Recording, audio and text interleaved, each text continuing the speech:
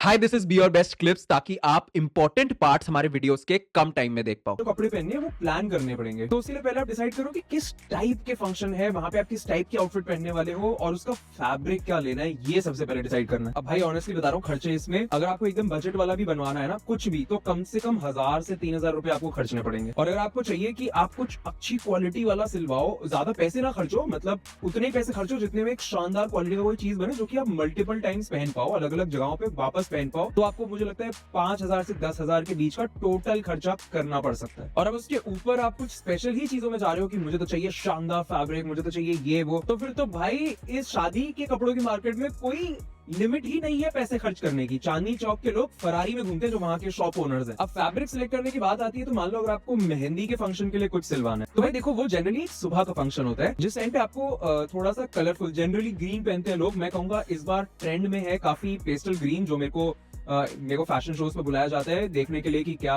नई कलेक्शंस है, तो वहां देख के मेरे को पता चला है पेस्टल ग्रीन काफी चलने वाला है। अब इसमें किस टाइप की आउटफिट पहनोगे, मेरे हिसाब से आपको एक बंदी वाला सेट, यानी जिसको नेहरू जैकेट सेट कहते हैं, वो पहन सकते हो, या फिर एक नॉर्मल कुर्ता भी पहन सकते हो। बट वो कुर्ता नॉर्मल मतलब बेसिक सा नहीं होना चाहिए, उसमें कुछ काम किया हुआ होना चाहिए अच्छा खासा। बस आपको याद रखना है कि कोई भी कुर्ता या फिर बंदी जैकेट आप सिलवा रहे हो, उसका फैब्रिक कुछ बिल्कुल ही क्रेजी चमकदार झटाक मत कर देना। अब लेकिन अगर आप संगीत के फंक्शन के लिए सिलवा रहे हो तो वो जनरली शाम को होता है और उसकी बड़ी पार्टी वाइब्स होती है, तो ऑब्वियसली आप डार्कर कलर्स ही पहनना चाहोगे। बट यहाँ पे ना बात ये है कि आपको डिपेंडिंग ऑन किसकी शादी है, आपको बाकी लोगों से डिस्कस करना पड़ेगा कि सब लोग क्या पहन रहे हैं। क्योंकि अगर सब लोग कुछ वेस्टर्न पहन रहे हैं तो आप कुछ सूट या फिर टक्सीडो पहनना चाहोगे, और सूट में भी 2 पीस पहनोगे या 3 पीस पहनोगे, वो फॉर्मेलिटी ऑफ द इवेंट पे डिपेंड करता है कि कितना फॉर्मल इवेंट है। मेरे हिसाब से हमारी जनरेशन को 3 पीस पहनना ही नहीं चाहिए शादियों में। या फिर अगर बाकी के लोग कुछ इंडियन पहन रहे हैं तो हो सकता है आप थोड़ा मैच्योर दिखना चाहो तो आप एक बंद गला पहनना चाहोगे, या फिर आप शेरवानी भी पहन सकते हो जिसमें कोई एज का रिस्ट्रिक्शन ही नहीं है। बट ऑनेस्टली मुझे ऐसा लगता है कि अगर आप सूट पहन रहे हो या फिर बंद गला पहन रहे हो तो वो थोड़ा सा फॉर्मल ज्यादा लगता है कि भाई दूर का रिश्तेदार है या फिर कोई पापा के दोस्त का बेटे का चाचा का जो है वो है, इसलिए आपने वो पहना है। शेरवानी जनरली ना लोग अपने लोगों की शादी में पहनते हैं, कि कोई क्लोज दोस्त की शादी या फिर कोई कजन की शादी, ऐसी जगह पे पहना जाता है। बट देखो, इनके लिए भी आपको फैब्रिक तो झटाक आप तब भी नहीं पहन सकते। अब जैसे मान लो अगर हल्दी का फंक्शन है, वो जनरली अगेन सुबह के टाइम होता है और जनरली उसमें येलो पहना जाता है, तो इसमें तो मैं कहूंगा देखो, हल्दी पे कपड़े खराब भी होते हैं तो ट्रेडिशनल कुर्ता पजामा ही पहनना आप, लेकिन उसको आप पहनना थोड़ी लाइट कलर्स में, जैसे कि बेज। और ऑनेस्टली मैं येलो पहनना अवॉइड ही करना बोलूंगा, क्योंकि वो प्लेन येलो वाला ना बड़े बेसिक से लोग पहन रहे होते हैं, तो आप बेज पहनोगे तो शायद बेटर लगेगा। मेरे पास हल्दी फंक्शंस के लिए बेज वाला ये कुर्ता है जो लास्ट ईयर सिलवाया था मैंने। और भाई हाँ, व्हाइट तो बिल्कुल भी मत पहन लेना गलती से भी, होली नहीं चल रही है। बट आपको ना ये याद रखना है कि जो फैब्रिक होगा ना जिसमें आप सिलवा रहे होगे वाला कुर्ता पजामा, वो ना कुर्ते का फैब्रिक बड़ा टेक्सचर वाला होना चाहिए, उसके बारे में कुछ स्पेशल बात होनी चाहिए। बिल्कुल प्लेन फैब्रिक अगर होगा तो यार वो अगर बेसिक ही दिखना है तो फिर तो शर्ट पैंट पहन के चले जाओ भाई, बेकार ही दिखना है तो। अब लेकिन ध्यान से सुनो, अगर शादी वाला ही इवेंट है, उसके लिए कुछ सिलवा रहे हो, तो फिर आपको एक बड़ी सोफिस्टिकेटेड सी अमीर दिखने वाली शेरवानी सिलवानी होगी, या फिर एक बढ़िया सा शानदार सा सूट। डिपेंड करता है कि क्या कल्चर है उस शादी का। लेकिन हाँ, इन सभी में बहुत ज्यादा मैटर करेगा कि कितने अच्छे से वो चीज आपको फिट करती है। बट एनीवे, इसका फैब्रिक जब आप देख रहे होगे तब आपको स्पेशली शेरवानी में याद रखना है कि उसका फैब्रिक बहुत ही ज्यादा शानदार काम वाला होना चाहिए, उसके ऊपर बहुत अच्छा काम हुआ होना चाहिए। काम मतलब कोई एम्ब्रॉयडरी या फिर कुछ और धागे से कुछ और कलाकारी दिखाई हुई है, वो बहुत इंपॉर्टेंट होता है शेरवानी में। बट बहुत इंपॉर्टेंट चीज, अलग अलग कलर का नहीं होना चाहिए।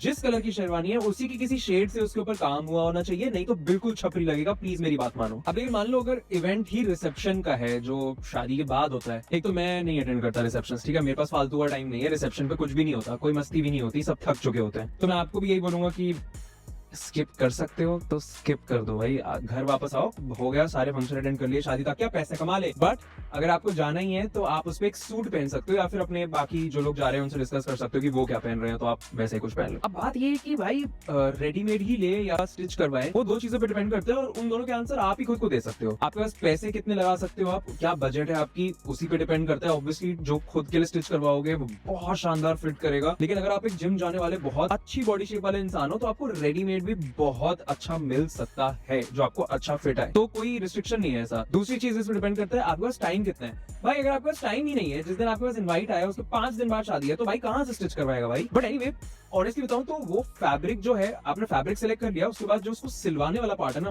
वो मेन चीज है। जिसका मतलब है कि वो इवेंट से कम 2 हफ्ते पहले आपको किसी फैब्रिक वाली मार्केट पे जाना ही पड़ेगा, अपनी मम्मी के साथ या अपनी दीदी के साथ या अपनी गर्लफ्रेंड के साथ, और जो फैब्रिक चाहिए ले लियो भाई। अब ऑनेस्टली बताऊं तो 3 हफ्ते पहले कर लिया करो ये सब, क्योंकि फालतू स्ट्रेस हो जाता है। अब अगर आप कुर्ते के लिए फैब्रिक ले रहे हो तो मैं कहूंगा बेस्ट फैब्रिक है वेलवेट फैब्रिक। अब उसमें थोड़ी सी चमक हो तो चलेगा, बट प्लेन नहीं होना चाहिए। और अगर बंदी के लिए फैब्रिक ले रहे हो आप, बंदी के लिए नहीं, बंदी उतनी है ही नहीं, बंदी जैकेट के लिए फैब्रिक अगर आप ले रहे हो तो मैं कहूंगा एक बेसिक सस्ते कपड़े का कुर्ता पजामा स्टिच करवा लेना सस्ते में। मैं बता रहा हूँ आपको 1000 रुपए के अंदर आपको पूरा सेट मिल सकता है, लाजपत नगर टाइप मार्केट जाओगे तो। लेकिन उसके ऊपर जो नेहरू जैकेट पहनोगे वो भी मैं बोलूंगा कि ऑनलाइन ऑर्डर कर लो। मेरे हिसाब से नेहरू जैकेट सेट एक ऐसी चीज है जो कि ऑनलाइन ऑर्डर करके अच्छी फिटिंग का आ सकता है, क्योंकि अंदर के कुर्ते की फिटिंग उतनी मैटर नहीं करेगी, और ऊपर की नेहरू जैकेट आप हमेशा चाहोगे कि थोड़ी सी टाइट हो। अगर थोड़ी सी टाइट भी होगी ना, आपको हाथ लगाने में प्रॉब्लम नहीं होगी, क्योंकि साइड से तो स्लीव्स ही नहीं है, तो फिटिंग उसकी रेडीमेड में मिलना इज वेरी इजी। तो